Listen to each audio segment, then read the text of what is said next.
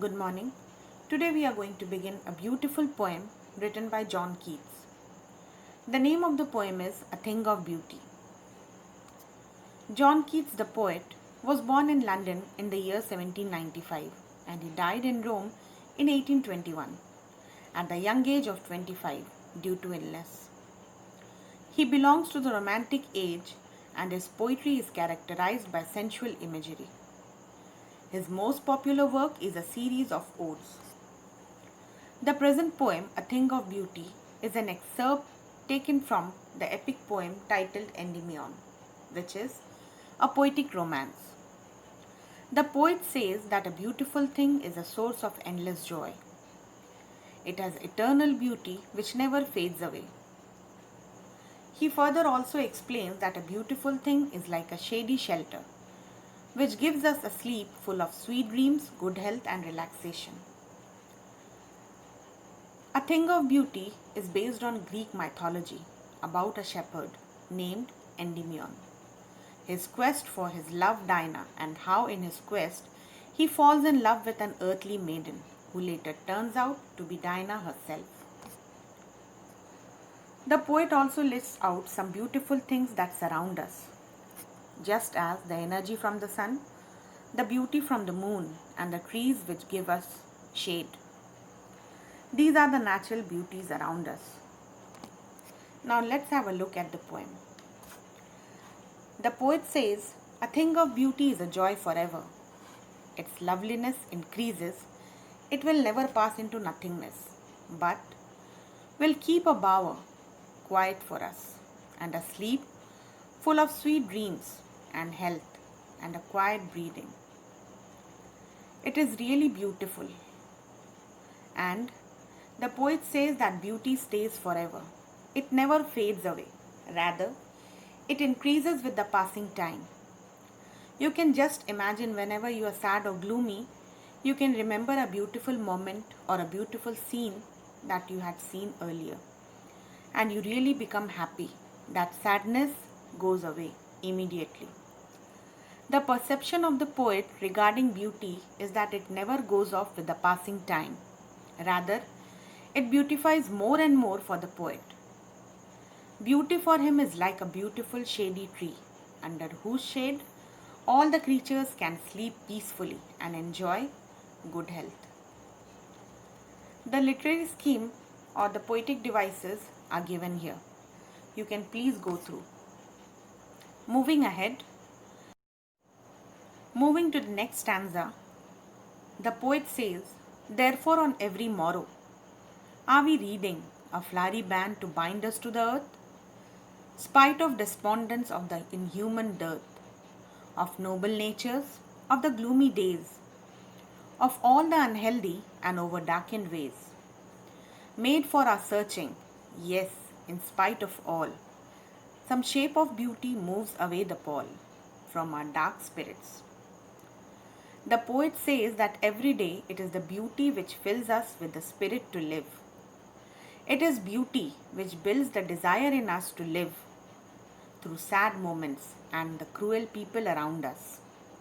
So here the poet wants to say that without beauty, the earth will be full of cruel people and our life would be very sad and gloomy. It is beauty which is created by God which helps us remove the sadness from our heart. Everyday human beings face gloomy days, packed with unhealthy ways and darkness. However, in spite of all, a thing of beauty helps us remove the dark cloud that burdens our souls. Hence, the poet says that we human beings each day create a different kind of scenario, and that is beauty. And these things are made of all lovely things that we see around us. This band keeps us bound to the despondent earth, as we would otherwise be really hopeless. The next stanza says, "Such the sun, the moon, trees old and young, sprouting a shady boon. For simple sheep, such are daffodils, with the green world they live in, and clear rills, that for themselves a cooling covert make. Gainst the hot season, the mid forest break. He again uses many imageries. You can understand that he is really trying to make us imagine all the beautiful things around us. We can compare this poem with William Wordsworth's poem Daffodils. He always said that whenever he was in pensive mood, he used to just imagine the daffodils and he would become happy. Even the solitary reaper, which you might have studied in the lower classes, was a source of joy for him. And whenever he tried to recollect that memory, he became elated and he forgot all his sorrows. In this stanza, the poet says he describes the beautiful things which are present on earth. These are the sun, moon, trees, flowers, maybe daffodils, and the rivers. Poet says that all these things are like a blessing bestowed on all the creatures by earth. He further describes that the trees provide us with their shade, flowers with their beauty, and rivers with their coolness during the hot summer. All of these are the beauties of nature and they are like a blessing for all of us. So we should always thank God for whatever we have received from Him. And definitely, if we are not going to appreciate these things, we are going to land into trouble. The next stanza is a very, very important stanza and it gives the message.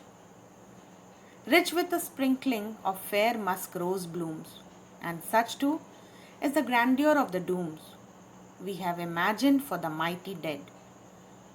All lovely tales that we have heard or read, an endless fountain of immortal drink, pouring unto us from the heavens' brink. The poet carries on with the description of the more beautiful things present on earth, such as the beautiful musk roses, which have such a nice fragrance. Then he describes the tales of the mighty warriors who laid their lives for their countries or for humanity. He says that these beautiful things are the gifts from God for all of us. They are like a nectar given by God to us. And these are those beautiful things which are immortal and give us a reason to live on this earth, despite having so many sorrows in our life. It is a very important message for all of us. And hence, this closing stanza simply tells us some of the beautiful things on earth. After all, beauty lies in the eyes of the beholder.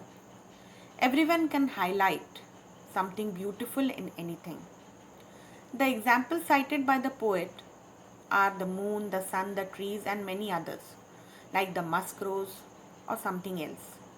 The simple sheep are human beings. The poet sympathizes with the innocence of human beings. Keats sees the beauty in innocent humans, seeking solace in nature, and Mother Nature, in its own way, sprouts a shady abode of relief and consolation.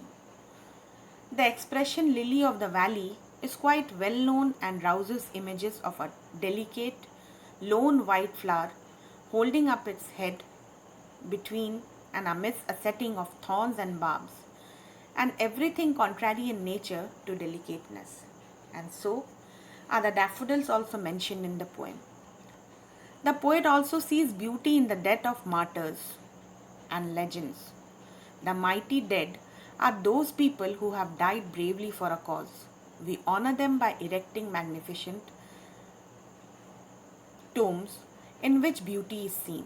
But if one looks around, these are innumerable beautiful things to notice. They seem to flow immortality as a fountain from the gods above to help the pitiable human beings to cope with the harshness of life. Hence, the poem ends with a beautiful message, and it tells us that we should always look around the objects of beauty, which are countless in number, and they can be anything around us, and we should never become sad for all the sorrows that life has given us. The poem ends with a very positive note and tells us that always appreciate the beauty of nature.